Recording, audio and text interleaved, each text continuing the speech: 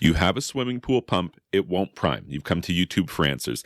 There are a handful of really common things that you should check if your pool pump just suddenly won't prime. So let's run through them here. So the first thing is check all of the valves. Pool plumbing system is a closed loop plumbing system. So not only the valves on the suction side, but the pressure side as well. Basically just follow the path of water flow from the suction lines through the pump, through the filter, through the return manifold. And somewhere along the way, you might have a valve closed that's deadheading the pump. You could have the filter set wrong, or you could have the bypass closed on the heater such that you're deadheading the pump, or all of the return lines closed, or all of the suction lines closed. Anything like that would result for sure in the pump being unable to prime suddenly. So just triple check that you have the valves all set to the right orientation such that there is a pathway for the water to flow from suction to the return through the entire equipment set. So next, let's talk about check all of the unions. Usually there's a bunch of unions. There's one probably on the suction side of the pump, and perhaps there's some valves on the suction side as well, and they have unions most likely. Double check that all of these unions are closed properly. And you don't want to crank them tight with like big pliers or anything like that. This is plastic equipment that we're working with here. So hand tight is really all that you're looking for. Just check to make sure that you didn't loosen one of those unions and then forget that you've done that, because it would be drawing a lot of air through there and that could prevent your pump from priming. Additionally, as part of that, you need to check and make sure that the O-rings are all in place. All of these union connections will have rubber O-rings in place there, or they're supposed to be there. First things first, look on the ground below your pool equipment. Is there a random O-ring sitting on the ground? It's actually so common that happens. You'll not have noticed. You opened a union or you disconnected something and the O-ring falls onto the ground. You don't even see it. You definitely don't hear it, but the system won't run without it. So that's a dead giveaway of a pump that won't prime, is if you're missing one of these O-rings, then that could cause the problem. The O-rings could also be dry. You should lubricate them, once a year with a silicone-based lubricant. But that doesn't usually result in a suddenly the pump won't prime situation. That's kind of more like slowly it just performs less and less well. But I suppose it's possible that suddenly the gasket is just too dry, and that could be in any of the unions or the valves, or it could be in the pump lid itself. Make sure you double check the lid gasket. And further to that lid gasket could have maybe got pinched or flattened. If it looks malformed or distorted, or it's not in the right track and you can't get it back in the right track because maybe it's swollen in size, that's an indication that this gasket has reached the end of its service life, and almost certainly the cause of your pump not priming. For what it's worth, you should also know this. When you're handling an O-ring, these black gaskets, if the black comes off in your hand, you handle it and then you notice it's kind of left this stain on your hands, that's an indication that the gasket has reached the end of its service life. Replace the O-ring or gasket that you're dealing with. And again, regularly apply a silicone-based lubricant to that O-ring or gasket, and that's going to extend the life of it dramatically.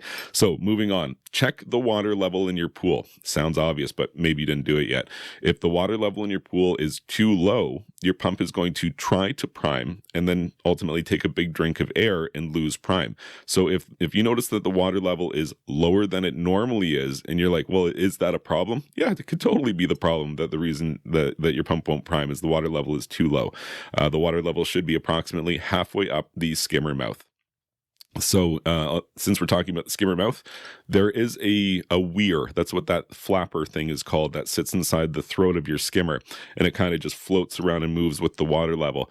That weir can become stuck, whether from physical debris wedged in there or the springs that hold it in place are getting old and rusty, and it just kind of gets stuck, and now it's just standing straight up and down, and that will actually block the flow of water significantly enough into the skimmer that the same thing will happen as before. The pump will try to prime, and then it will end up using all of the water that's inside the skimmer body, and it's going to take a big drink of air because the water can't get past the weir fast enough. The weir is blocking enough water flow that the pump runs dry, takes a big drink of air, loses prime, and it just kind of keeps repeating the cycle over and over again. So double check that weir hasn't become stuck and is blocking flow into the skimmer. What else do we have? Okay, so at this point, if my pump is still not priming, I've done all of these other checks and everything looks good. At this point, I'm going to start to look for cracks, and I'm going to be looking for cracks in the pump flange, in any of the unions or valves or fittings, or even the pipe itself that leads into the suction side of the pump. If the crack was on the pressure side, the pump would still prime. You would just, see water squirting out somewhere down the line. But on the suction side, the symptom would be that the pump might not prime. Cracks on the suction side could be so hard to see. You might see like this, it looks like a hair, like a literal hairline crack. And you're like, well, do you think that could be it? Could that be the problem? A hairline crack on the pump itself, or on one of the valve bodies, or on the pipe itself, for sure is enough to be a problem. There can't be any cracks at all. And so if you can feel with your fingernail that there's some kind of imperfection there, I would be on my hands and knees with a magnifying glass if I have to, inspecting this. Is this a crack in this plastic? And because it happens. I mean, it is plastic components that we deal with. Some pools deal with freezing climates. That's hard on plastic components. Other pools deal with just brutal sun, and that degrades the plastic components as well. All of these plastic components are exposed to, chemical sanitizers and temporarily adverse water chemistry conditions from poorly managed water chemistry, and sky-high sanitizer levels sometimes. And all of these things contribute to this plastic degrading over time. And you don't have to hit it with a hammer for it to crack. Sometimes it just cracks. These pumps are massively powerful. They create a lot of vacuum when they're, drawing water from the pool. It could happen. You could just develop a crack, and it's nobody's fault. These things do happen. But a crack is hard to find. You've got to really be looking closely if that's causing the leak in your system. Some people might try to identify a crack by letting the pump try to prime and then running a garden hose over the suction side, all of those fittings and stuff like that. Just run a garden hose right over top of all that stuff. And the theory is if there's a crack that maybe you can't see that's drawing in air, as the water runs over top of it, it will temporarily plug that leak that's drawing air. And the pump kind of surges to life. And as soon as that water dissipates, all of a sudden it's sucking air again. I've seen other technicians talk about using shaving cream for the same thing, because it has more staying power than just a garden hose running over it. If you cover all the stuff with shaving cream, in theory, it's going to do the same thing. It's going to block that crack that's temporarily sucking air. And maybe even you'll visually notice it because you'll see the shaving cream getting drawn into the system. I've never done that. I've always just used the garden hose method. I find that to be pretty effective at finding cracks, or just getting on your hands and knees with really good lighting and being really critical when you inspect the suction side flange and the unions and the valve bodies and the pipes and things like that.